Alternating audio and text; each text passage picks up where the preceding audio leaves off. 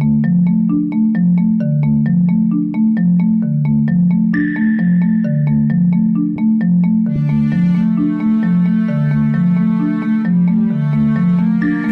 episode of Ghost Hunters is inspired by a recent story that I learned about in one of my continuing education classes for real estate. In spirit of Halloween, we are going to talk haunted houses. Did you know in Maryland, you do not have to disclose if your house is haunted? There are only 2 states where you have to disclose whether you have some spooky friends. Those states are New York and California. Some of you might be familiar with the Winchester House. The Winchester Mystery House in California is out in San Jose, and Sarah Winchester was a widow of her husband who had owned the Winchester rifles. A medium told her that her house was haunted, or that she was haunted by the spirits of the fallen that had died from the rifles in the family business. So in order to save herself, confuse the spirits, she was supposed to build and build and build. That's where the Winchester Mansion was created. Carpenters had to work around the clock, night and day, creating tunnels, secret passages, hallways, to create a maze to confuse the spirits. The Winchester Mansion grew to 7 stories high. Now it's only 4 stories high due to an earthquake, and it's also a tourist attraction. So if you want to check out this mansion for yourself, you can head out to California and see what this mystery is all about.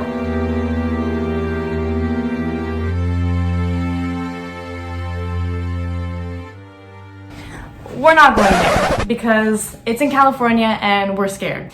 But we are going to the top 4 haunted places in Ellicott City to see if we can find any ghosts. All right, we are on our way to College Avenue Ellicott City. In Ellicott City, this is where 2 of our haunted places are that we're going to check out in the daylight. We may go back at night if we're able to. The Littleborn Mansion was built in 1857 by Henry Richard Hazelhurst, a rich businessman. Hazelhurst would die in 1900 at the old age of 85, and the house was exchanged several times following his death, but that's when the stories began. Unexplained footsteps were reported, as well as other strange noises. A fire broke out in the early 20th century, and then the house was rebuilt. But there have been reports of animals refusing to enter certain rooms, and the chandelier in the dining room would swing back and forth. The Littleborn House has had numerous ghosts and paranormal tales spanning back over 100 years. If you ask any local, this is certainly known around town as a haunted hotspot.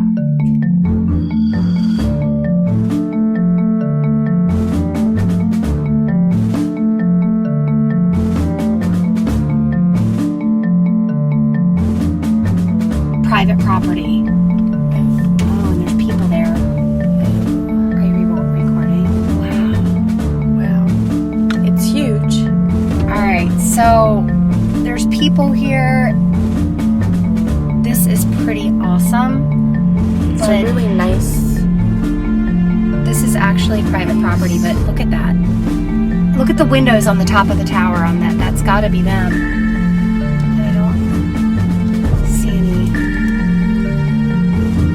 Really want to drive in, but they have a sign that says private property. I imagine they get a lot of this.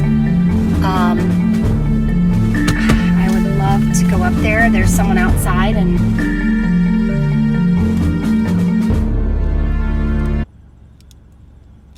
oh.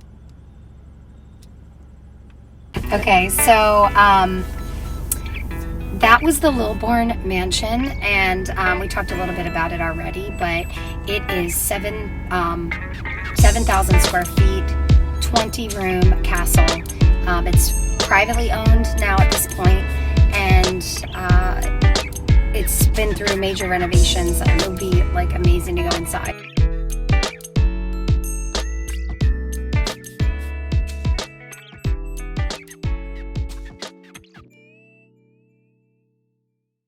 Up next on our ghost tour is the Patuxent Female Institute.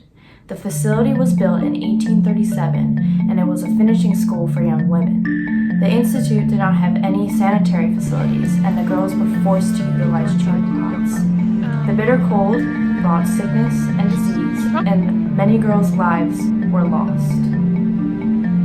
After the school shut down in 1981, it was turned into a hotel, and then after that, it was turned into a military hospital during World War I. It was not known how many soldiers passed or how many of their souls still remain. The building has been vacant since 1940, but it has continued to generate stories of the paranormal and unknown.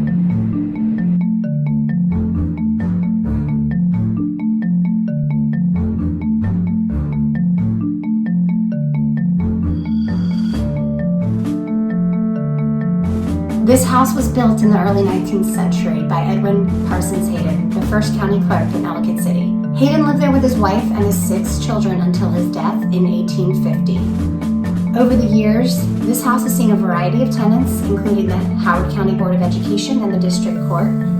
Stories of coffee pots heating up even when they're not plugged in and the lights turning on and off. And perhaps one of the most fascinating and scary stories in the Hayden house involves what has been come to have been known as the cooking ghost. Smells of soup and bacon and eggs have been reported throughout the building, even though nobody was cooking, and actually there's not even a kitchen in the house.